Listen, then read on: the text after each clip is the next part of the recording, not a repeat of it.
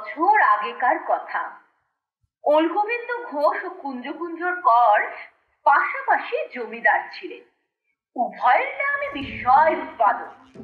আসল কথা, ওলগোবিন্দ বাবু ছিলেন ওলাইচণ্ডীর বরপুত্র এবং কুঞ্জকুঞ্জর বাবু শাক্ত ভাবাপন্ন বৈষ্ণব বংশের সন্তান। 4 পুরুষ ধরে দুই বংশের কলহ চলছিল।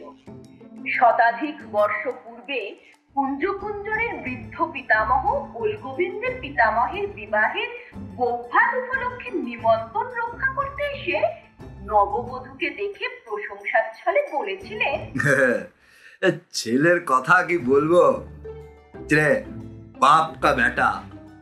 কিন্তু ভায়া, এ বউ হচ্ছে যেন মুক্তোর মালা। রসিকতাটি বুঝতে বরপক্ষের একটু দেরি হয়েছিল। এক প্রতিবেশী এই ব্যাপারে প্রশ্ন করলে বরকর্তা ব্যাপারটি বুঝতে পারে। ততক্ষণে রসিক ব্যক্তিটি নিজের জমিদারিতে ফিরে গিয়েছেন। উনি কি বলতে চাইলেন? মুক্তোর মালা কার গলায়?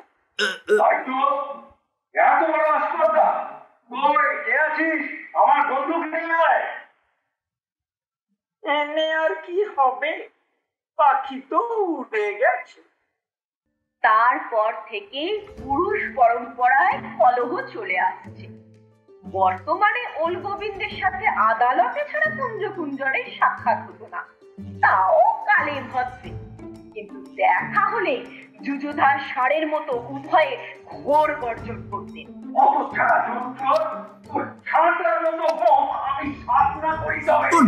আমি না ফাটাই তো আমার নাম।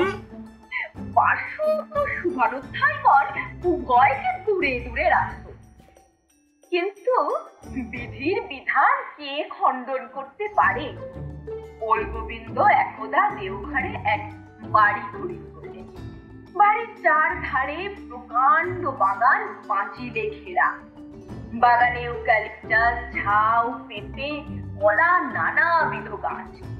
ওলগোবিন্দ সপরিবারে একদিন হেমন্তকালে নবগৃহীত বাড়িতে এসে উঠলেন। তার ভারী বাগানের শখ। বাগান দেখে অত্যন্ত খুশি হলেন।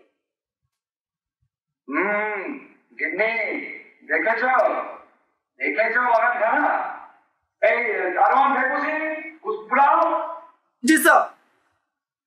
मालिक इधर है, उसको आज घर के लाना, घास लगाना है। ভেপু সিং কি বুঝলো জানি না, মাথা নেড়ে চলে গেল। গিন্নি এতক্ষণে বাড়ির ভেতরে ঢুকে বেশ খুশি হয়েছে। বাড়িটি বেশ, কত নজর আছে কইতে হবে।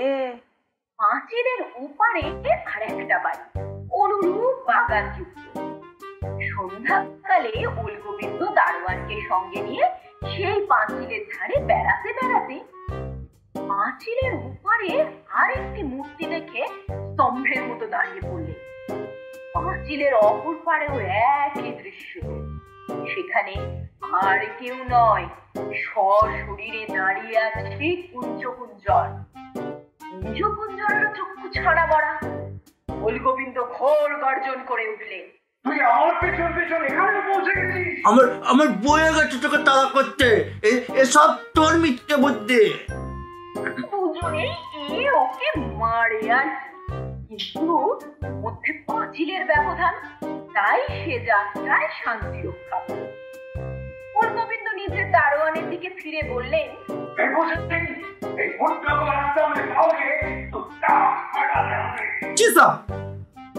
বলে ভেপু সিং এর হাতে একটা কোদালের বাঁট ধরিয়ে দিলেন।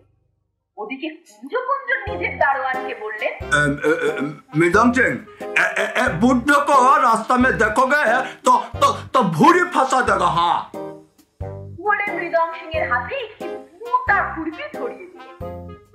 এরকম যুদ্ধ ঘোষণা করে উভয় নিজের নিজের ঘরে প্রবেশ করলেন।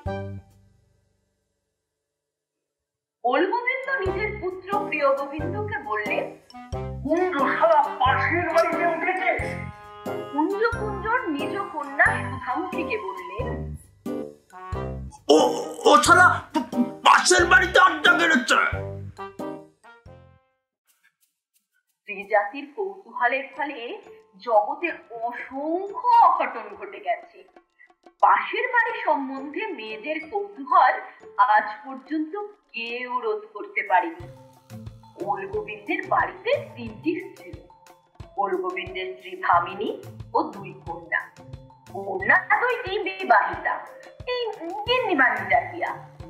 পুত্র প্রিয়গোবিন্দ তাদের সকলের ছোট।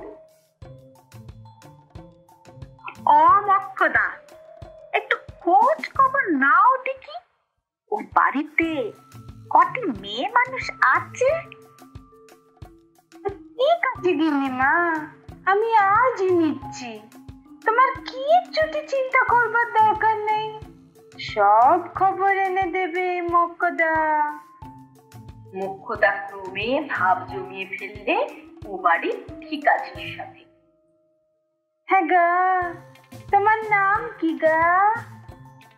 পেঁচি গো। ক্রমে আলাপ জমে উঠল। মোক্ষদা সব খবর নিয়ে এলো অন্দরমহলে। ও বাড়িতে গিন্নিমা তার 5 বেটি, তাদের মধ্যে সুদামুখেরই বিয়ে হয়নি। শুধু সবাই এখানে এসে, জামাইরা কেউ আসে। পরদিন সকালে কর্তা, গিন্নি আর প্রিয়গোবিন্দ মিলে বাগান ঘুরতে বেরিয়েছে। অপর পারেও একই দৃশ্য, কুঞ্জকুঞ্জরের সাথে গিন্নি ও সুধা। দেখেছো ওই অপরাধটাকে? মানুষের ঝ্যাঁটার মতো গো, দেখলে ইচ্ছে হয় ঝাড়ু দিয়ে পরিষ্কার করে দিতে। গিন্নিটিও সেরকম। মরণ, ওকে দেখার মতো কি আছে? তবে মেয়েটি বেশ। ওটা আগে দেখলে? মিনসের পেট দেখো, যেন 10 মাস, আর গিন্নি মরণ আর কি। তবে ছেলেটি বেশ। ওদিকে পেঁচি আর মোক্ষদার ক্রমে ভাব বেড়ে চলল। কি গা, চললে কোথায়? পেঁচি তখন বাগান থেকে কাঁচা লঙ্কা তুলতে এসেছে পদ বেঁধে মাখবে বলে। মোক্ষদা ও পেঁচির কথাবার্তা কুঞ্জকুঞ্জরের গিন্নি নজর এড়ালো না। 2 পরিবারের 9টি স্ত্রীলোকের কৌতূহল একসঙ্গে জাগ্রত হয়ে উঠল। পাঁচিলের আড়াল থেকে উঁকি ঝুঁকি আরম্ভ হলো। ক্রমে মুখ চেনাচেনি হলো। সুগোপনে রমণীদের মধ্যে কিন্তু বেশ আলাপ হয়ে গেল। কদবেল মাখা, ফুলের আচার, পাঁচিলের এপার থেকে অপর পারে যাওয়া আসা শুরু হলো। কর্তারা কিছুই জানলেন না।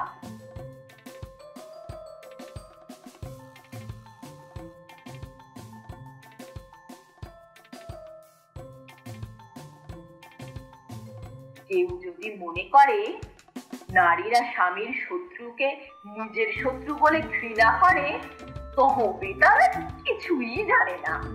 হিন্দু নারী স্বামীর চিতায় সহমরণে যেতে প্রস্তুত, কিন্তু শত্রুপক্ষের নারীদের সঙ্গে গোপনে ভাব করবার বেলা তাদের নীতিজ্ঞান সম্পূর্ণ পৃথক। এই জন্যেই কবি ভর্তৃহরি বলেছেন, কি বলেছেন এখন মনে পড়ছে না, তবে প্রশংসা সূচক কিছু নয়। ওদিকে কর্তারা পরস্পরকে জব্দ করবার মতলব আছে। উকিল মোক্তার হাতের কাছে নেই, তাই মোকদ্দমাটা করতে পারছি না, নইলে ওনাকে দেখিয়ে দিতাম। ওলগোবিন্দ একই কথা ভাবে। উভয় অন্য উভয় চিন্তা করতে লাগলেন। জগতে একটা আশ্চর্য ব্যাপার দেখা যায়। শত্রুর কথা অহর্নিশে চিন্তা করতে করতে চিন্তার ধারাও একই রকম হয়ে যায়। তাই একে অপরের অনিষ্ট চিন্তা করতে করতে ওলগোবিন্দ ও কুঞ্জকুঞ্জর একই সময় একই সংকল্পে উপনীত হলেন। ওই গাছ কাটতে হবে, বাগান নির্মূল করে দাও। চিন্তাকে কার্যে পরিণত করবার সময় কিন্তু দেখা গেল ওলগোবিন্দই অগ্রণী। এর গুটি কয়েক কারণ ছিল। প্রথমত, গোবিন্দ পুত্রবান, সুতরাং তার তেজ বেশি। ফলে একদিন গভীর রাত্রে গোবিন্দ সাবালক পুত্রের হাতে একটি কাটারি ধরিয়ে দিয়ে বললেন, ঝাউ গাছগুলো একেবারে সাবান করে দিবি, একটিও রাখবি না। আপনি চিন্তা করবেন না, নিশ্চিন্তে ঘুমিয়ে পড়ুন। সকালে উঠে দেখবেন সব ঠিক। প্রিয় গোবিন্দকে দেখলে কাসাবিয়ানকার কথা মনে পড়ে। কর্তব্যে কঠোর, the boy stood on the burning deck.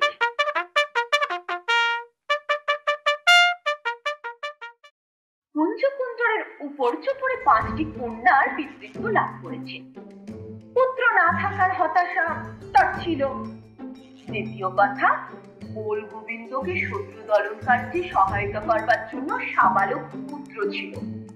কুঞ্জকুঞ্জরের তা ছিল না। সুধামুখীকে তো আর কুঠার হাতে গাছ কাটতে পাঠানো যায় না। পরদিন প্রাতঃকালে কুঞ্জকুঞ্জর দেখলেন তার ঝাউ গাছগুলো কাত হয়ে শুয়ে আছে। তার বুক ঝাউয়ের মতো কণ্টকিত হয়ে উঠল। মাথার চুল ছিল না বলে খাড়া হয়ে ওঠার মতো কিছু ঘটল না। তিনি চলনুৎমক ইঞ্জিনের মতো শব্দ করতে লাগলেন। দোকান দিয়ে যেন স্টিম ইঞ্জিনের মতো ধোঁয়া বেরোতে লাগলো। তারপর দারোয়ানকে ডেকে বললেন, মৃদম সিং, দেখতা হ্যায় बुच्चा किया अलबत्त, बेशक। हम भी ना बुच्चा को देख लेगा। हाँ, ताबेदार मौजूद है। কুঞ্জকুঞ্জর ভাবলেন মৃদম সিংকে দিয়েই প্রতিশোধ নেবেন। কিন্তু কিছুক্ষণ বিবেচনার পর দেখলেন সেটা উচিত হবে না। চাকুরকে দিয়ে বেআইনি কাজ করানো মানেই সাক্ষী সৃষ্টি করা। সব কাজে সাক্ষী না রাখাই ভালো, তাতে তাতে কাজ নেই। যা করবার নিজেকেই করতে হবে। গোবিন্দ সে রাতে খুশি মনে ঘুমোতে গেল। প্রাতঃকালে উঠে তার চক্ষু চড়ক গাছ। দেখলেন তার কদলী কুঞ্জে কুঞ্জকুঞ্জর প্রবেশ করে একেবারে তছনছ করে গিয়েছে। কলা গাছগুলো নিতম্বিনীর পুরুস্তম্ভের মতো পাশাপাশি পড়ে আছে। পদ্মাবতী চরণচারণ চক্রবর্তী শ্রী জয়দেব কবি এই দৃশ্য দেখলে হয়তো একটা নতুন কাব্য লিখে ফেলতেন। কিন্তু গোবিন্দের চোখ দুটো লাট্টুর মতো বনবন করে ঘুরতে লাগলো। তিনিও চলনুৎমক ইঞ্জিনের মতো শব্দ করলেন। তারপর বাড়ির ভেতর থেকে বন্দুক এনে দমাদম আকাশ লক্ষ্য করে ছুটতে লাগলেন। কুঞ্জকুঞ্জ হটবার পাত্র নয়, তিনিও বন্দুক এনে আকাশ লক্ষ্য করে ছুটলেন। ঘোর যুদ্ধ চলল, কিন্তু হতাহতের সংখ্যা শূন্যই রইল। বিক্রম প্রকাশ শেষ করে দুজনে আবার চিন্তা করতে বসলেন। ওদিকে স্ত্রী মহলে কি ব্যাপার চলছে কেউই লক্ষ্য করলেন না। পাঁচিলের দুপারে তখন তোমার কর্তা কিছু জানতে পারেননি তো? তুমি একদম ভেবোই না। তুমি দেখো তোমার কর্তা যেন জানতে না পারে কিছু। যুদ্ধ বিগ্রহ একটু ঠান্ডা আছে, কারণ দুই পক্ষই বন্দুক নিয়ে সারা রাত বারান্দায় বসে থাকেন এবং মাঝে মাঝে আকাশ লক্ষ্য করে গুলি ছোড়েন। কিন্তু পক্ষই সুযোগ খুঁজছে। গোবিন্দের লক্ষ্য কুঞ্জকুঞ্জরের পুষ্পবর্ষী শিউলি গাছটির উপর। কুঞ্জকুঞ্জরের নজর গোবিন্দের কৃষাঙ্গী তরুণীর মতো ইউক্যালিপটাস গাছের উপর। একদিন গোবিন্দের স্ত্রী এসে বললেন, কি ছেলে মানুষের মতো ঝগড়া করছো, মিটিয়ে ফেলো। সুধা মেয়েটি চমৎকার, আমাদের প্রিয়র সঙ্গে।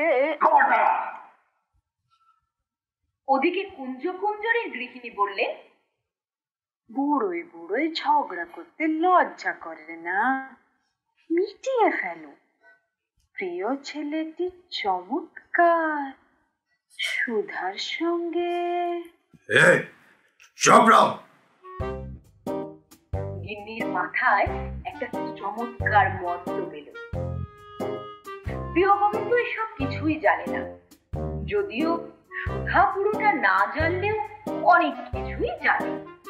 প্রিয় গোবিন্দ পিতৃভক্ত যুবক, তার উপর কর্মকুশল। কুল গোবিন্দ যখন কেবল শূন্যে বন্দুক ছুটতে ব্যাপৃত ছিলেন, প্রিয় গোবিন্দ সেই অবকাশে শিউলি গাছ কাটবার উপায় বের করবার একটা প্রচেষ্টা করছিল। ছেলেকে চিন্তিত দেখে তার মা ভামিনী ছেলের কাছে আসে। লক্ষ্য করেছিস যে রাত 3টের পর ওই টেকো কুঞ্জকুঞ্জর আর বন্দুক ছোড়ে না। অতএব 3টের পর যে সে ঘুমিয়ে পড়ে সন্দেহ নেই। ওটাই তোর সুযোগ। এই বলে দিলাম, ওনাকে এখনই কিছু বলার দরকার নেই। জানতে পারলে হয়তো তোকে বন্দুকের মুখে যেতে দিবেন না। মায়ের কথা প্রিয় গোবিন্দর মনে ধরল বেশ। ওদিকে পাঁচিলের ধারে কুঞ্জকুঞ্জরের গিন্নি অপেক্ষা করছে। অপর ধারেও একজনের আগমন হলো। যেমনটি বলেছিলে তেমনটি করেছি। এবার তাহলে আমি দেখি বাকিটুকু। সুধাকে ডেকে কানে কানে কিছু কথা বলল সে। ওদিকে কুঞ্জকুঞ্জরের মনে দারুণ হতাশ ভাব। কিছুতেই মনের মতো একটা কুটবুদ্ধি মাথায় আসছে না। কুঞ্জকুঞ্জরকে হতাশ দেখে সুধামুখী বাবার কাছে যায়। বাবা, আপনি আমাকে একদম স্নেহ করেন না। আমি ছেলে নই, সেটা কি আমার দোষ? না মা, তাতে তোর কোনো দোষ নেই। ওই ওই ওরা হতো তারা তার ছেলেকে দিয়ে সব করাচ্ছে। তোকে তো আর মা কুঠার দিয়ে গাছ কাটতে বলতে পারি না। কাটতে না পারি, নজর তো রাখতে পারি।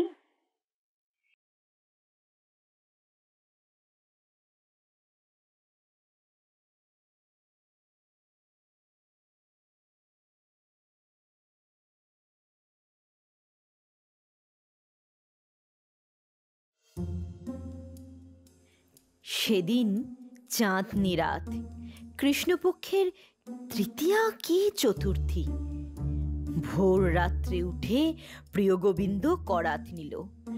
তারপর নিঃশব্দে পাঁচিল ডিঙিয়ে কুঞ্জকুঞ্জরের বাগানে প্রবেশ করল। জ্যোৎস্নায় চরাচর ভেসে যাচ্ছে, কেউ কোথাও নেই।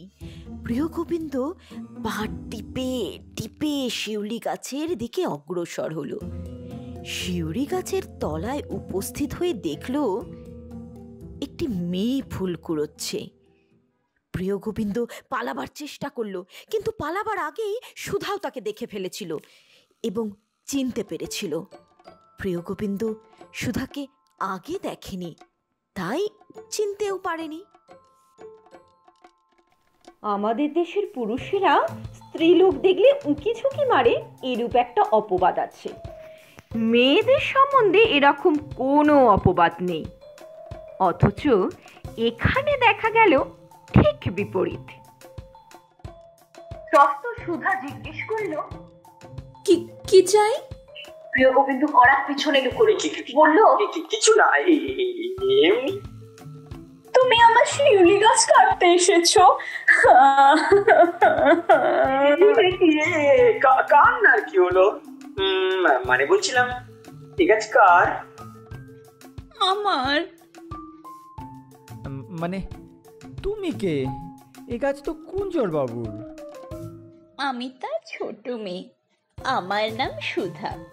ও মানে তা বেশ তো।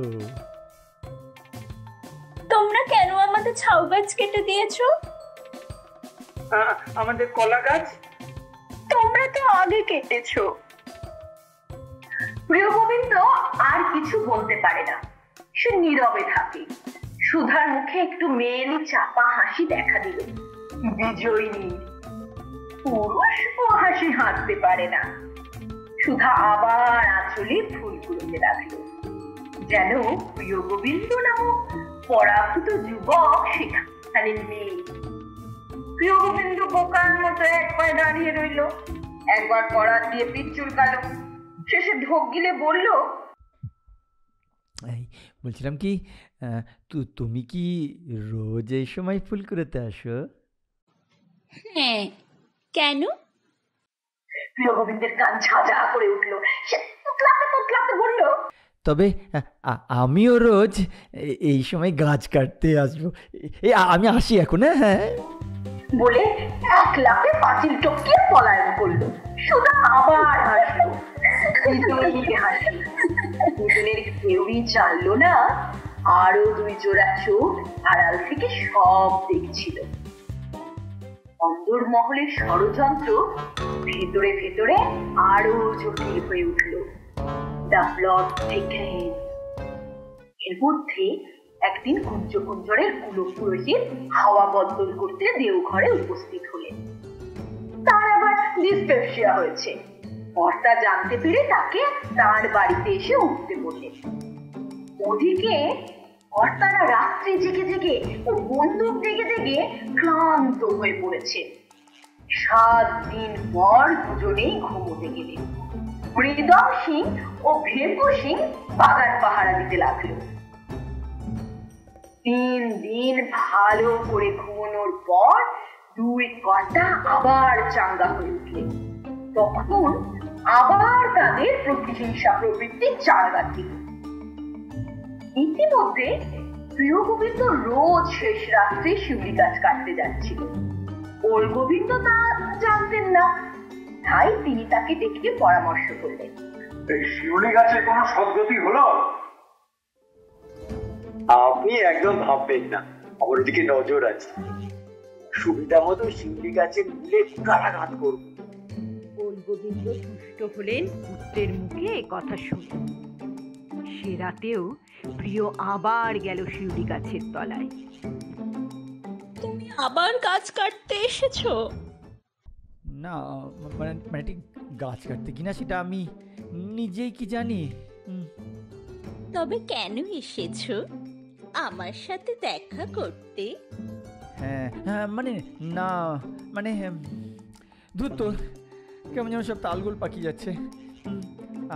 আমি না আসলে আমি এখন যাই। হ্যাঁ, প্রিয় খানিকক্ষণ ক্যাবলার মতো তাকিয়ে সেখান থেকে পলায়ন করে। সুধার মুখে তখন শের হাসি। হাসিতে কত পুরুষ যে ঘায়েল হয়েছে। ওদিকে কুঞ্জকুঞ্জর একজন মন্ত্রী পেয়েছে, পুরোহিত মশাই। তিনি ইউক্যালিপটাস গাছ সম্বন্ধে নিজের দুরভিসন্ধি প্রকাশ করলেন। পুরোহিত মশাই অত্যন্ত সাদা সিধা লোক, তার উপর ডিসপেপসিয়া রোগী। তিনি বললেন, এ আর বেশি কথা কি, ভালো দিন দেখে কেটে ফেললেই হলো। আমি বাজিটা দেখি।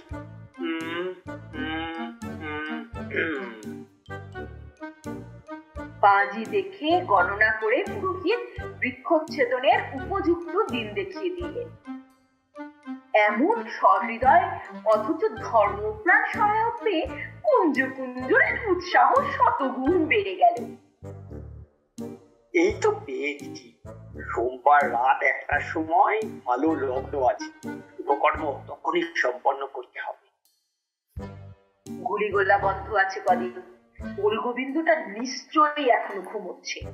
সুতরাং নির্বিঘ্নে কার্য সম্পন্ন করবার এটাই আদর্শ সময়। কিন্তু শাস্ত্রে আছে শ্রেয়াংশী বহুবিঘ্নান। বিশেষত নারী জাতির একজোট হয়ে যাদের পিছনে লেগেছে তাদের জয়ের আশা কোথায়? ঘড়িতে ঢং ঢং করে 1টা বাজতেই কুঞ্জকুঞ্জর কড়া দিয়ে নির্বিঘ্নে পাঁচিল বেরোলেন। কিন্তু ইউক্যালিপটাস গাছের কাছে যেমনি দাঁড়িয়েছেন অমনি ওল গোবিন্দ এসে তাকে দৃঢ়ভাবে চাপটে ধরে ফেললেন।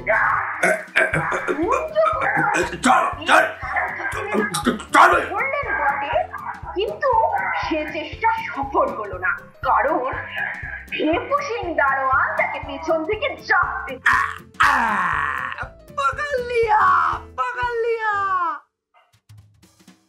এইভাবে বুকে পিঠে আলিঙ্গিত হয়ে কুঞ্জকুঞ্জর বাড়ির মধ্যে নিত হলেন।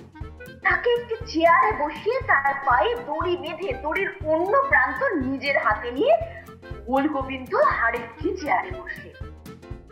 বন্দুক তার কোলের উপর রইল। দুজনে পরস্পরের দিকে চেয়ে রইলেন তীব্র আক্রোশের সাথে। চার চক্ষু ঠোকাঠুকিতে একটা বিস্ফোরক অগ্নুৎপাত হওয়ার কথা ছিল, কিন্তু কিভাবে তা হলো না সেটাই আশ্চর্য। গোলগোবিন্দ চোখ ঘুরিয়ে ঘুরিয়ে বললেন,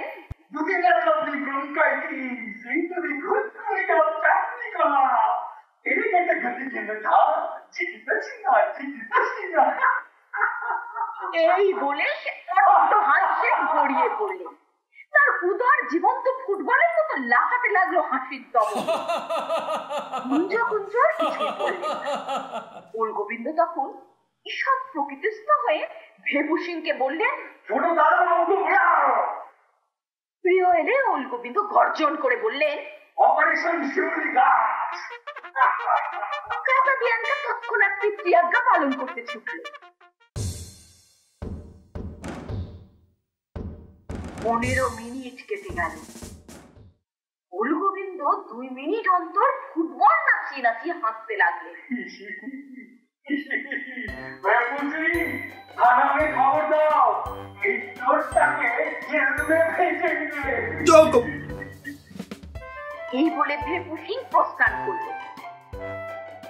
আরো 15 মিনিট কেটে গেল। গোলগোবিন্দ আগের মতোই 2 মিনিট অন্তর হাসতে লাগলেন। কেবল ঘন ঘন নিঃশ্বাস ত্যাগ করতে লাগলেন। তিনি এখন বিপদে পড়েছেন। এদিকে প্রিয় এখনো ফিরল না। এবার গোলগোবিন্দ একটু বিচলিত হলেন। তাহলে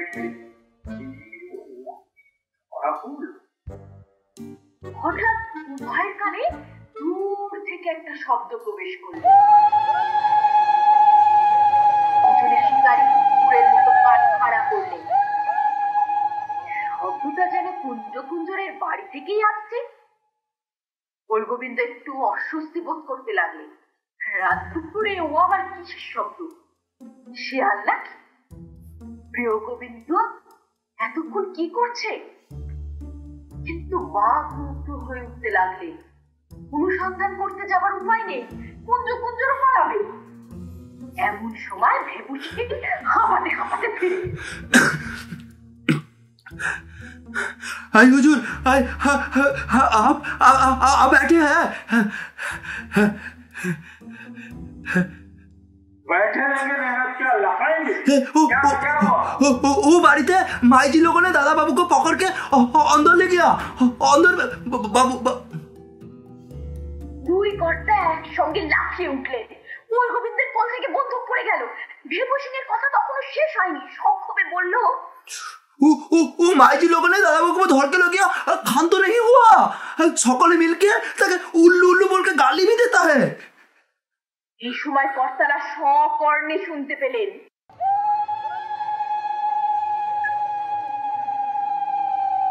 দুজনে পরস্পরের মুখের দিকে চাইলেন। তারপর যেন একই যন্ত্রের দ্বারা চালিত হয়ে দৌড়তে আরম্ভ করলেন। কুঞ্জকুঞ্জরের পায়ে দড়ি, তাই সে ক্যাঙ্গারুর মতো লাফিয়ে লাফিয়ে যেতে লাগলেন। দড়ি অজ্ঞাত সারে গোলগোবিন্দের হাতে ধরা রইল।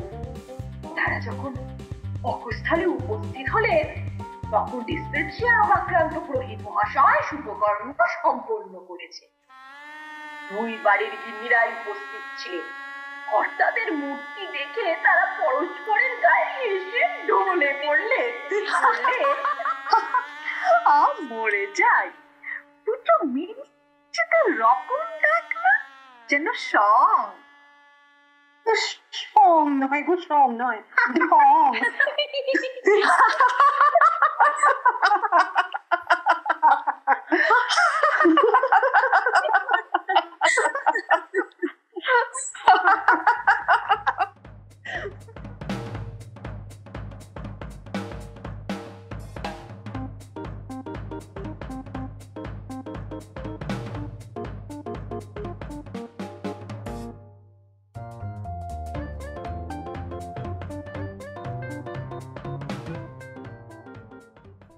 শেষ হলো আমাদের শ্রুতি নাটক ভেনডেটা।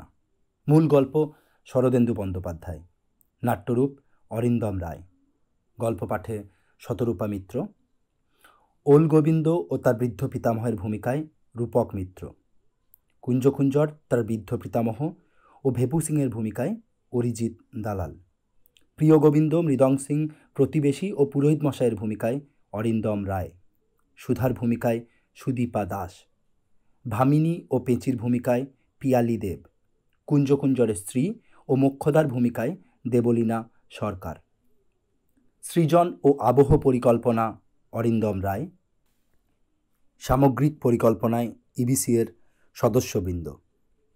ইবিসি এর তরফ থেকে সকলকে জানাই বিজয়ার প্রীতি ও শুভেচ্ছা। ভালো থাকুন, সুস্থ থাকুন, শুভরাত্রি।